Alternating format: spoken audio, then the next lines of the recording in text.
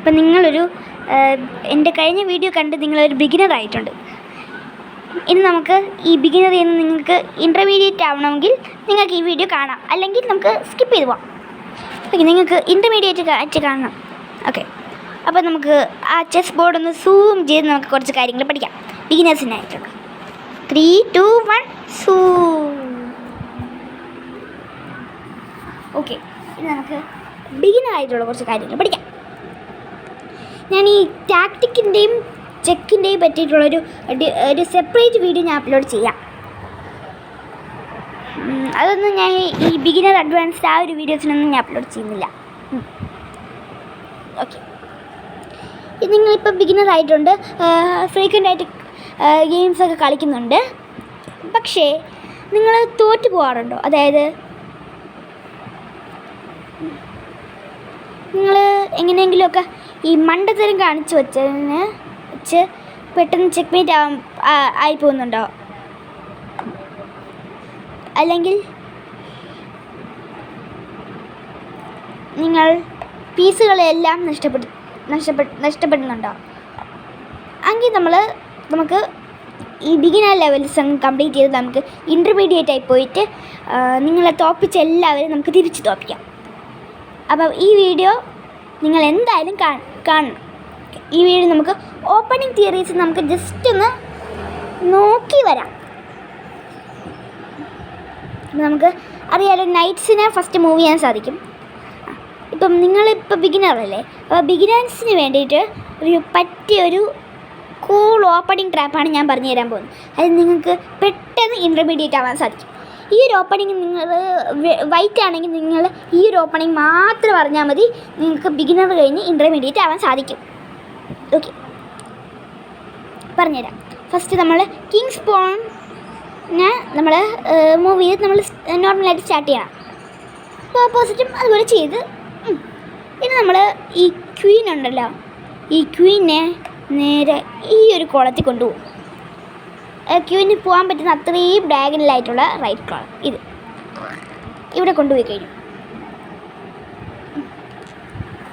ഇപ്പോൾ ആ ഒരു ബ്ലാക്കിന് ഒരു സെൻസേഷൻ ഉണ്ടാകും. അതായത് ഈ ക്വീൻ ഇവിടെ ഇരിക്കണം, ആ ക്വീനെ ഒന്ന് പെട്ടെന്നൊന്ന് ഓട്ടിക്കണം, അങ്ങനെയൊക്കെ ഈ ബ്ലാക്കിന് തോന്നും. അത് ബിഗിനർ ആണെങ്കിൽ മാത്രം ഇൻ്റർമീഡിയറ്റിനെ വെച്ച് ഇതൊന്നും വെച്ച് കളിച്ചു കൊടുക്കല്. അപ്പം അയാൾ ഈ ഒരു റാണിയെ ഓട്ടിക്കാൻ നിൽക്കും. മിക്കവരും ചെയ്യുന്നത് ഈ ഒരു മൂവാണ്, ഈ പോണിനെ ഇങ്ങോട്ട് മൂവ് ചെയ്യും. ആ സമയത്ത് നമ്മൾ ജയിച്ചു എന്ന് പറയാൻ പറ്റത്തില്ല, ഏകദേശം ജയിച്ചു. നമ്മൾ ഈ പോണിനെ നമ്മൾ ക്യാപ്ചർ ചെയ്യണം. ചെക്ക്, ഈ ചെക്കും ആയിട്ടുണ്ട്. ഈ ഒരു റൂക്കിനെ നമ്മൾ അറ്റാക്ക് ചെയ്തിട്ടുണ്ട്. അപ്പോൾ ഈ ചെക്ക് മാറ്റുന്ന സമയത്ത് നമുക്ക് ഈ റൂക്കിനെ എടുക്കാം. അതിനുശേഷം നമ്മുടെ ബാക്കിയുള്ള പീസുകളെല്ലാം ഡെവലപ്പ് ചെയ്ത് നിങ്ങൾക്ക് ഗെയിം ഈസി ആയിട്ട് ജയിക്കാൻ പറ്റും. ഈ ഒരു അറ്റാക്കിൻ്റെ പേരാണ് king's pawn wayward queen attack. നിങ്ങൾക്കിത് പഠിക്കാൻ പാടാണെങ്കിൽ നിങ്ങൾ എവിടെയെങ്കിലും എഴുതി വെച്ചോ. കിങ്സ് പോൺ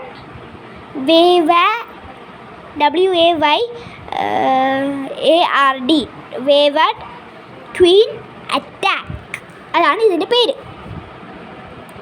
ഈ വേവാഡ് ക്വീൻ അറ്റാക്ക് തന്നെ നമുക്ക് ഒരു കാര്യം പറഞ്ഞുതരാം. ഈ ഒരു പീസിനെ തന്നെ 2 പീസിനെ ഒരുമിച്ച് അറ്റാക്ക് ചെയ്യുന്നതിനാണ് നമ്മൾ ഒരു ടാക്റ്റിക്കാണ്. ഇത് നമ്മൾ പേര് പറയുന്നതാണ് ഫോർക്ക്, FORK, ഫോർക്ക്. പക്ഷെ നമുക്ക് ഈ ഒരു ഓപ്പണിംഗ് തന്നെ കുറേ കേസസ് ഉണ്ട്, അതൊക്കെ ഞാൻ പഠിപ്പിച്ചു തരാം. മൂവ് ചെയ്തു. അപ്പോൾ നമ്മൾ ക്യൂൻ ഇവിടെ വന്നു. അപ്പോഴത്തേക്ക് അയാൾക്ക് ഞാൻ പറഞ്ഞ രീതിയിലുള്ളൊരു സെൻസേഷൻ വന്നില്ല. അയാൾ ഈ ഒരു അറ്റാക്ക് നേരത്തെ കണ്ടു. അയാൾ നേരത്തെ കളിച്ച് ടൈം ട്രാവൽ ചെയ്ത് വന്നു. എങ്കിൽ അയാൾ ശ്രമിക്കുന്നത് ഈ ഒരു പോണിനെ പ്രൊട്ടക്റ്റ് ചെയ്യാൻ നോക്കും.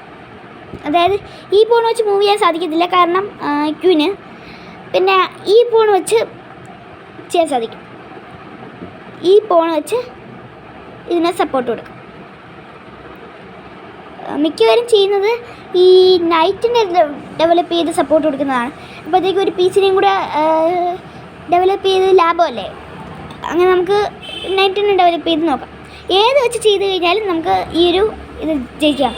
ആ സമയം നമ്മുടെ ബിഷപ്പ് ഉണ്ടല്ലോ, ലൈറ്റ് സ്ക്വയർ ബിഷപ്പ്, ആ ബിഷപ്പിനെ കൊണ്ടുവന്ന് ഈ ക്യൂനും ബിഷപ്പും ആയിട്ട് ഒരുമിച്ച് അറ്റാക്ക് ചെയ്യണം. ഈ ഒരു പോണിനെ അറ്റാക്ക് ചെയ്യണം. അപ്പോൾ അവർ ഇനി ഈ ഒരു നൈറ്റിനെ ഡെവലപ്പ് ചെയ്തിട്ട് ഈ ക്യൂവിനെ അറ്റാക്ക് ചെയ്ത് അവിടെ ഒട്ടിക്കാൻ ശ്രമിക്കുകയാണെങ്കിൽ നമ്മൾ ജയിച്ചു. ഈ ക്യൂവിന് വെച്ച് ഈ പോണിനെ എടുക്കാം. അപ്പോൾ ഈ കിങ്ങിനെ തിരിച്ച് വെട്ടാൻ സാധിക്കത്തില്ല, കാരണം ഈ ബിഷപ്പുണ്ട്. ബ്ലോക്ക് ചെയ്യാനൊന്നും സാധിക്കത്തില്ല, പിന്നെ ഇതിനെ വെട്ടാനും ആരുമില്ല. അപ്പോൾ ഇതെന്താണ്? Check mate. അപ്പോൾ നമ്മൾ ഈ ഒരു ഗെയിം ജയിച്ചിട്ടുണ്ട്. ഇനി അയാൾ കുറച്ചും കൂടെ ശ്രദ്ധ കാണിക്കുന്നുണ്ടെങ്കിൽ നമുക്ക് ഈ ഒരു ഗെയിം ചിലപ്പം ജയിക്കാൻ സാധ്യതയില്ല. പക്ഷേ ഈ ഒരു ബിഗിനേഴ്സിനും